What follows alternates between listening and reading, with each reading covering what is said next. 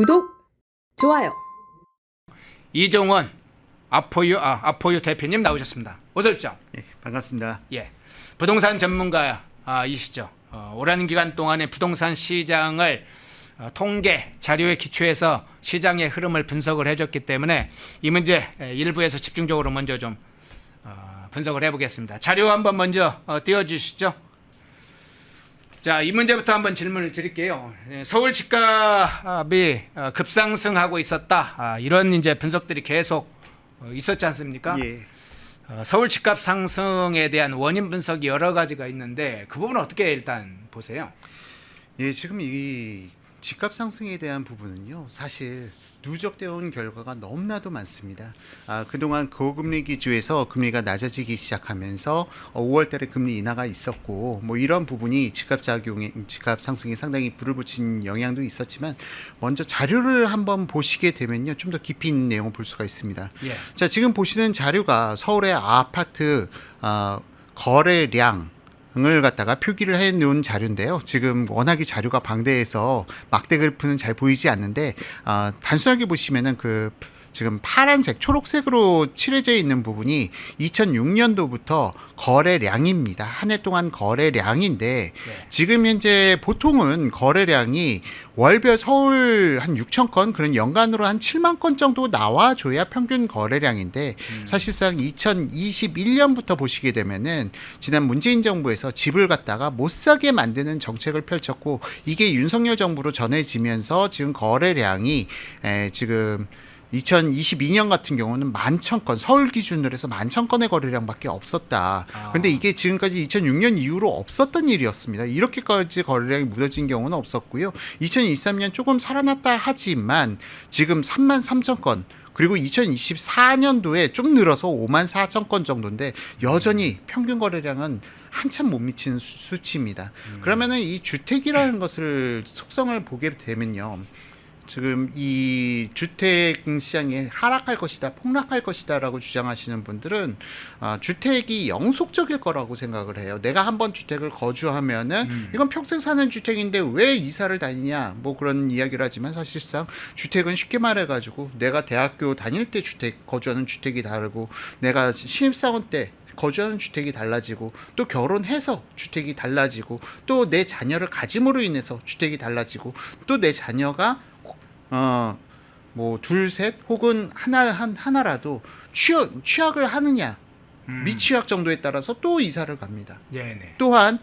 대학교를 가게 되면은 그때부터는 또 분가가 이루어지게 되는 부분이 나타나게 되고요. 이런 연속성상에서 보통 우리가 주택을 한번 사면은 평생 사는 것이 아니라 네. 계속 거주 이전을 해가면서 주택이 디벨롭되는 부분이 있기 때문에 주택의 수요는 꾸준한데, 이렇게 한동안 거래가 박살나는 사태가 발생되게 되면은 그 기간 동안 누적 대기 수요라는 게 더 쌓이게 됩니다. 네. 그러니까 일시적으로 집값이 지금 살 수 있는 능력이 되는데도 불구하고 떨어진다니까 기다려보자 하는 누적 대기 수요가 폭발적으로 올해 3월 달에 한 차례 나왔고요. 이걸 일시적으로 잠깐 눌러주는 효과가 4월 달에 나왔지만 이게 좀 부족해가지고 지금 다시 5월 거래량 폭발과 6월 지금 가격 폭등 사태까지 만들어가고 있는 것인데요. 예. 여기서 단순하게 이게 문제가 아니고요. 예.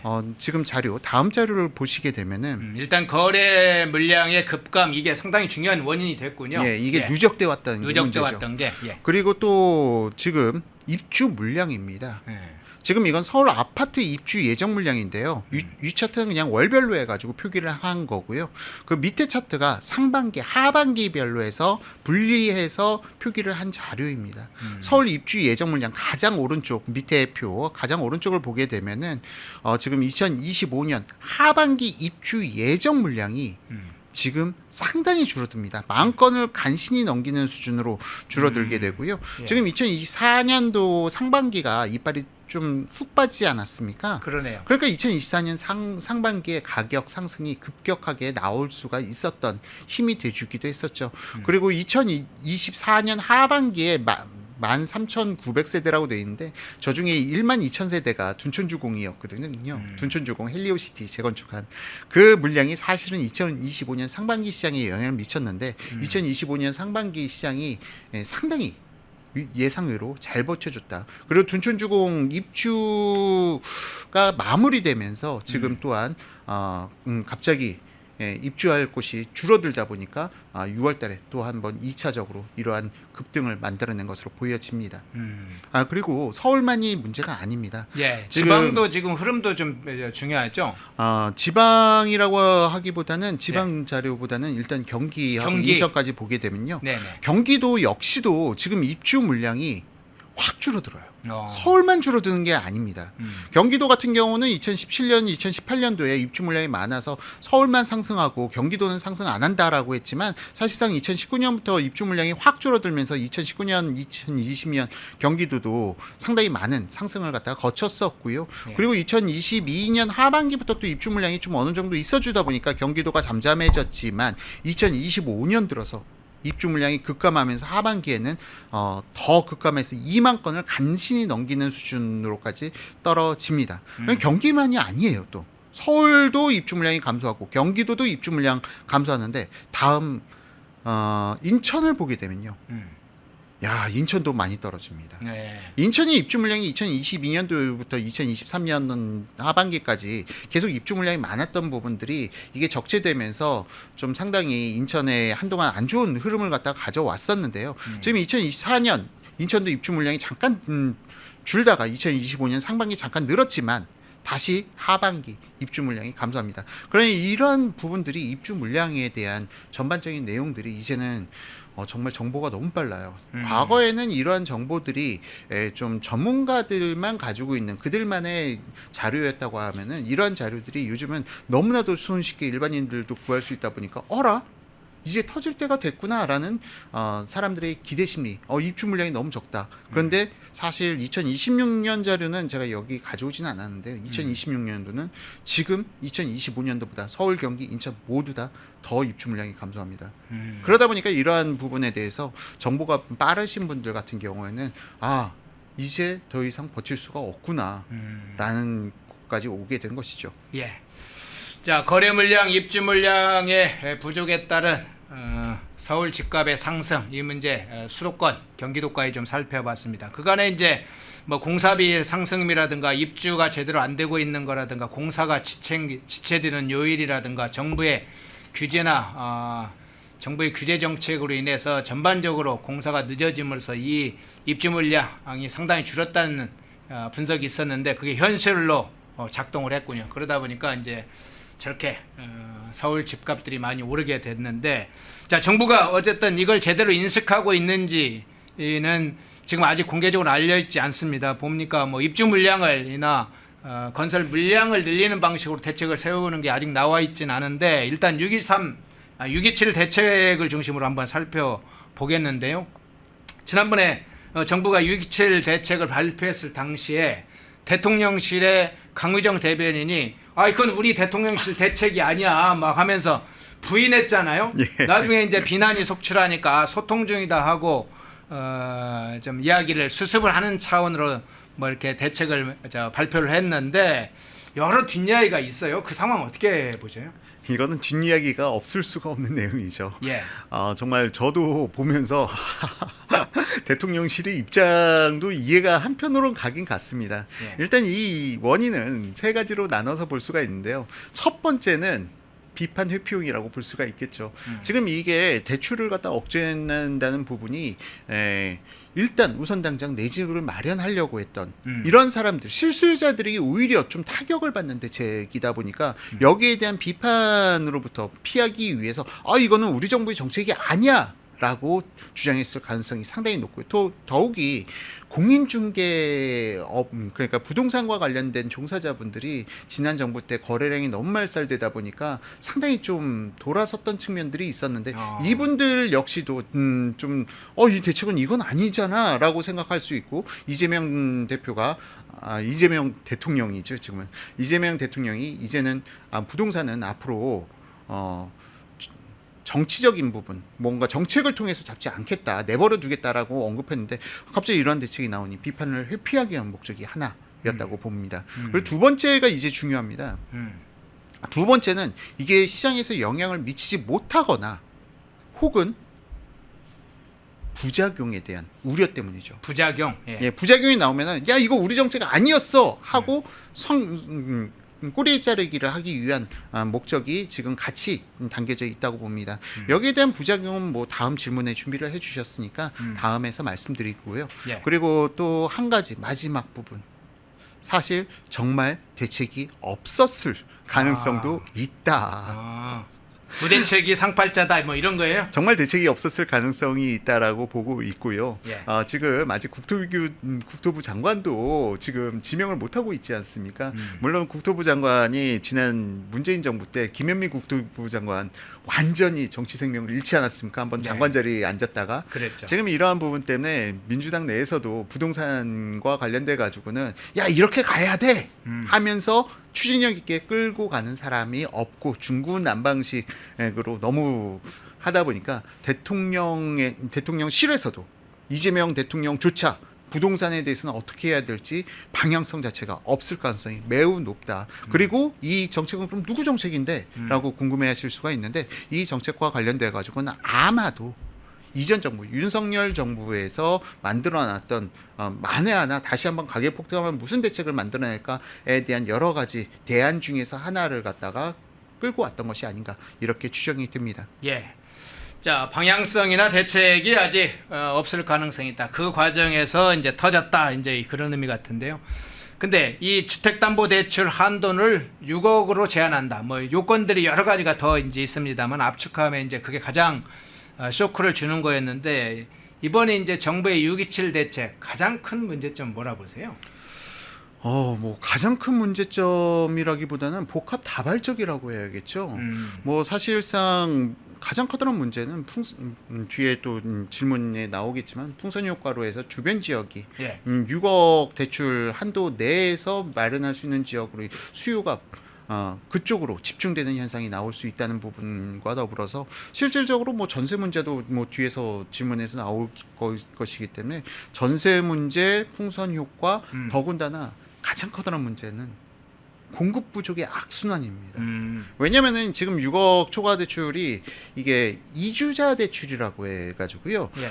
재건축이나 재개발을 진행할 때 이주 거기 거주하고 있던 집주인들이 이주하려면 어디든가 전세금이 필요하지 않습니까? 예. 이러한 부분에 대해서 이주자 대출이라는 걸 해주게 되는데 이 이주자 대출마저도 6억 대출 한도에 포함이 된다라는 지금 해석이 있어가지고 이거 가지고 앞으로 그러면 재건축, 재개발 지금 빨리 많이 해야 서울의 공급이 늘어나는데 이 부분까지도 지금 공급을 갖다 억제하는 부작용을 만들어내서 글쎄요. 지금 이 부분은 좋은 정책은 아니고 장기로 끌어갈수록 오히려 2년 후, 3년 후, 4년 후, 5년 후 집값이 더 불안해지게 만드는 정책이라고 볼 수가 있습니다. 예, 그걸 그러면 이제 구체적으로 좀 짧게 한번 그 질문을 드려볼게요. 6.27 발표를 보면서 여러 이제 그 분석, 이제 부동산 전문가들이 대체 분석을 하는 걸 보니까 내 집 마련에 대한 꿈은 다 가지고 있잖아요. 예. 그래서 내 집 마련을 위해서 대출을 예상했던 실수요자, 이 실수요자 주택 구입이 사실상 당분간 불가능해졌다.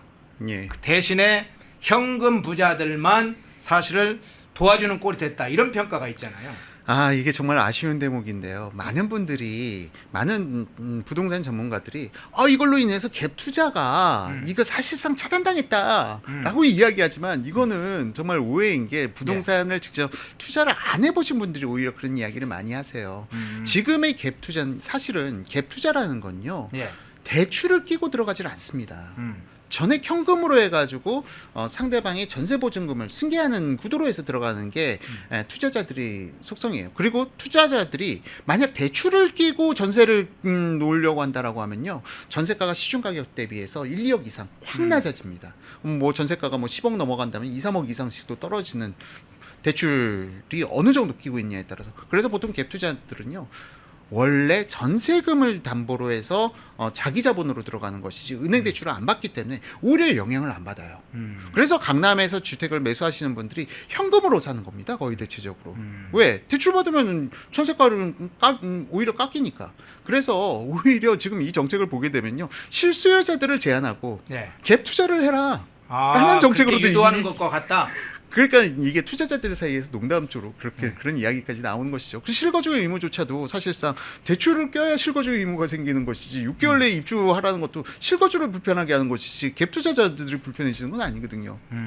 물론 갭 투자자들이 시장에 진입을 하려면은 당연히 실거주가 따라줘야 되지만 올해 하반기부터 또 이야기가 달라질 수가 있습니다.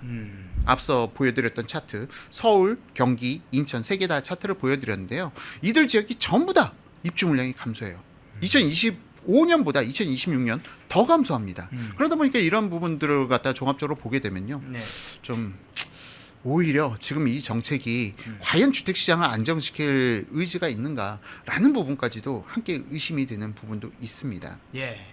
아니 그런데 지금 말씀하신 부분에 앞서 이제 이야기를 하다 보니까 이 아파트 입주 물량의 상황도 이야기를 해주시고 실거주자들도 사실상 어렵게 만들었다 이제 이런 얘기를 해주셨는데 이제 전반적으로 아파트 관련해서 수급 불균형이 이제 심화되는 상황으로는 보입니다. 예. 그럼 이게 이번 대책의 발표 이후에 상황 자체도 그런데 이제 대책을 발표를 한다고 했는데 이게 전세 시장에 그럼 미치는 영향은 뭔가요?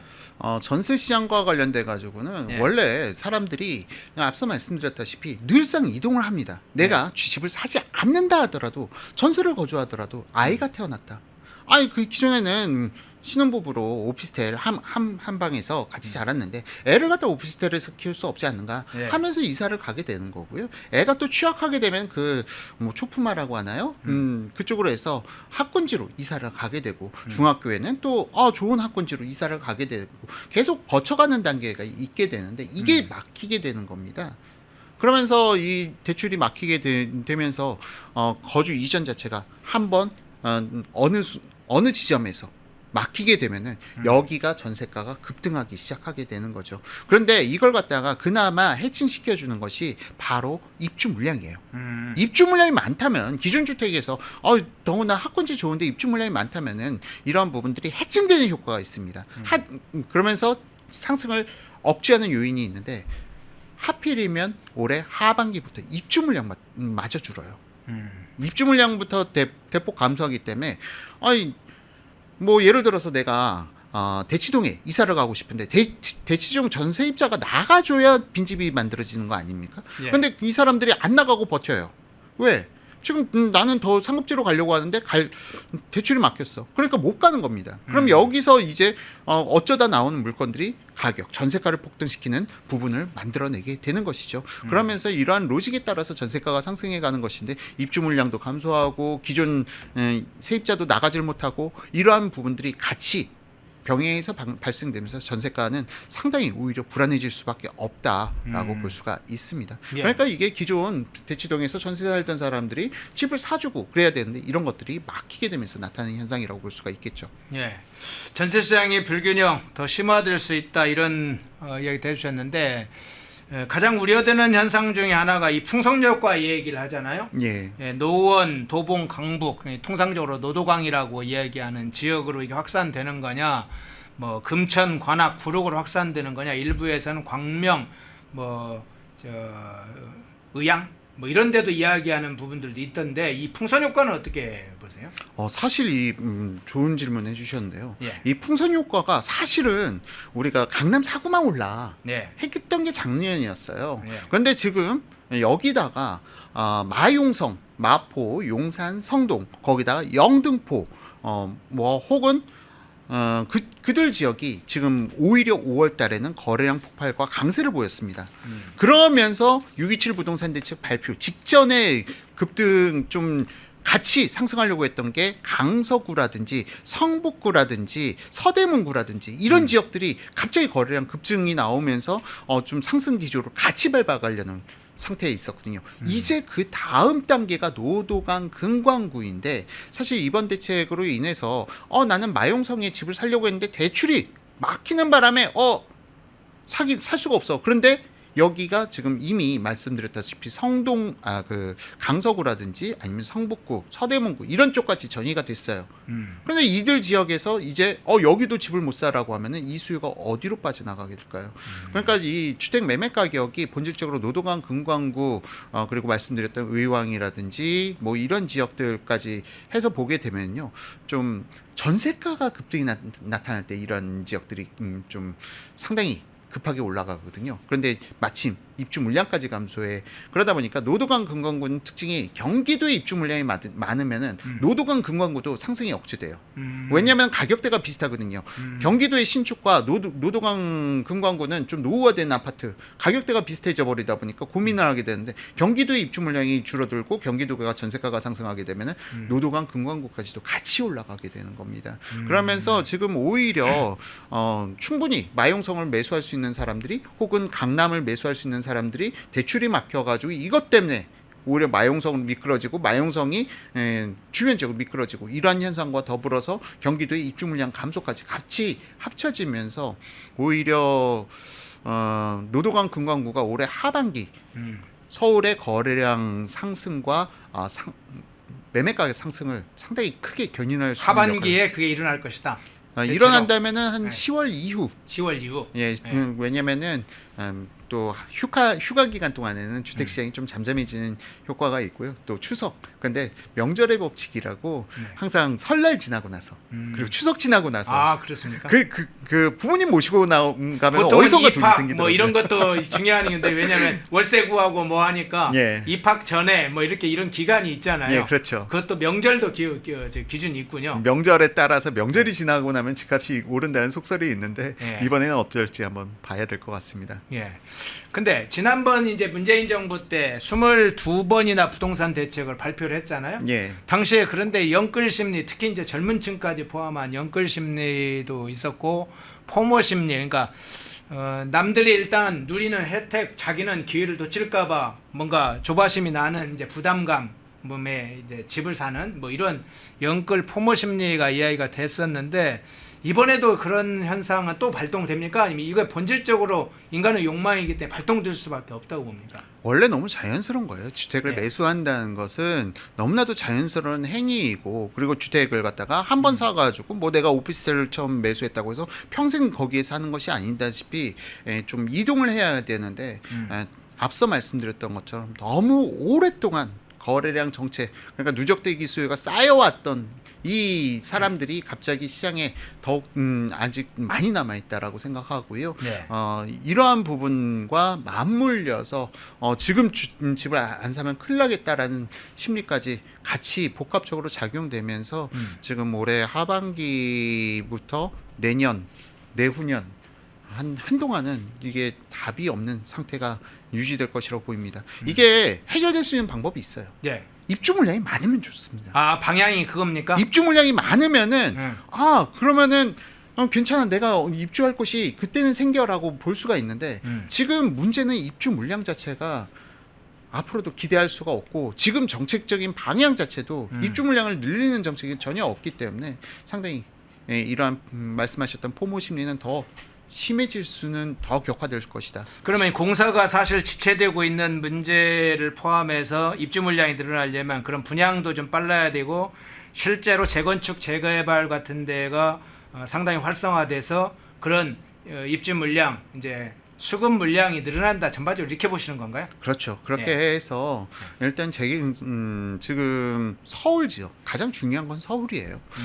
경기도에 거주하시는 분들 중에서도 한 최소 과반수 정도는 서울에 거주하고 싶지만 서울에 거주할 여력이 안 되다 보니까 경기도에 거주하시는 대기 수요자들이라고 봐야 되거든요.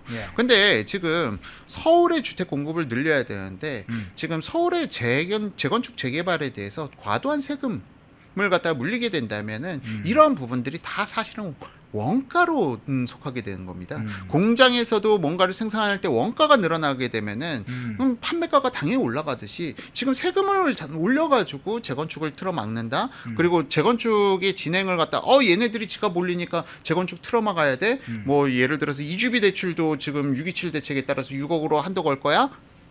이런 부분들이 사실은 주택 공급에는 오히려 부정적인 영향을 미치고요. 이러한 부분들이 좀 더 넓게 포괄적으로 보게 되면 건설 시장에는 지방에서는 또 건설 분양 경기 이러한 부분들이 또 건설사의 자금줄을 억제는 요인으로 작용되죠. 예. 마지막 질문을 드릴게요. 이게 이제 근래 한 며칠 사이에 뭐 이전에도 나온 보도도 있었습니다. 근데 보도가 좀 여러 개가 나왔네요. 이게 중국인들의 부동산 매입 문제인데 올해 들어서 이 집합 건물, 아파트, 상가, 빌라 뭐 이런데 집합 건물 등을 사들인 중국인 비중이 67%를 차지한다 이렇게 보도가 나왔어요. 그러니까 일부 자료를 이제 확인한 결과 그런 게 나온 것 같은데 최근 이제 중국인들의 국내 부동산 매입 이게 크게 늘어나면서 여러 가지 역차별 지적도 있는데 중국인들은 사실은 중국은행 가서 돈 빌려다가 집 살 수 있잖아요.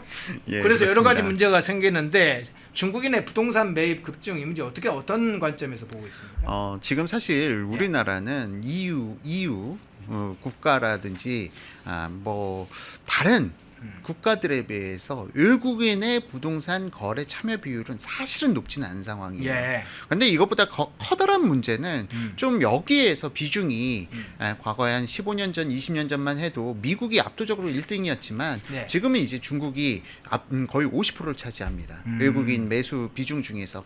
그런데 여기서 커다란 문제는 바로 문재인 정부 때 발생됐죠. 지난 문재인 정부 때 외국인들 대출을 갖다가 잡다 보니까 외국인을 여기다 집어넣을 수가 없는 거예요. 왜냐하면 외국계 은행을 갖다가 제도권에서 우리 국가가 통제를 할 수 없다 보니까 그러다 보니까 외국인들은 외국 은행에서 우리나라 부동산을 담보로 대출을 받으면은 금융 규제에 대해서 완전 자유로운 상황이 되게 되거든요. 그러니까 외국인들은 우리나라 집을 사는 것을 편하게 만들어주고 오히려 그러니까 우리나라에서 만약 대출을 억제해서 집값을 안정시켰다라고 하면 그 혜택을 우리나라 국민들이 누려야 되는데 그 혜택을 외국인들이 누린다는 이러한 상대적 불만감이 지금 이러한 외국인 부동산 투자에 대해서 폭발돼서 나오는 것 같습니다. 아, 그렇군요.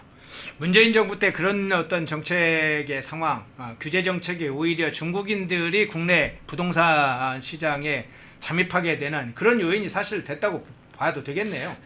웃지 못할 상황이긴 합니다만 실질적으로 부동산 안정시켜서 그 혜택을 다 중국인들에게 혹은 외국인들에게 누릴 수 있게 좋은 역할을 제공해주고 있다. 국내 실소유자 집을 가지려고 하는 내 꿈을 가지고 있는 그런 우리 국민이 아니라 중국인들에게 기회를 줬다, 혜택을 줬다. 그 재밌는 분석이네요. 네.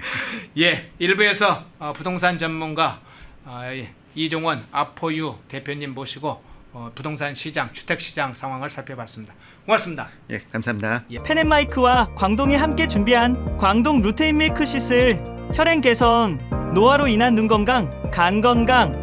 펜앤마이크 TV 단독 할인 2개월분 한 박스에 3만원, 6개월분 세 박스에 84,000원. 펜앤마이크 구독자 전용 댓글 상단 할인 링크에서 구매 가능합니다. 전화 문의는 1661-6915, 전화 문의는 1661-6915.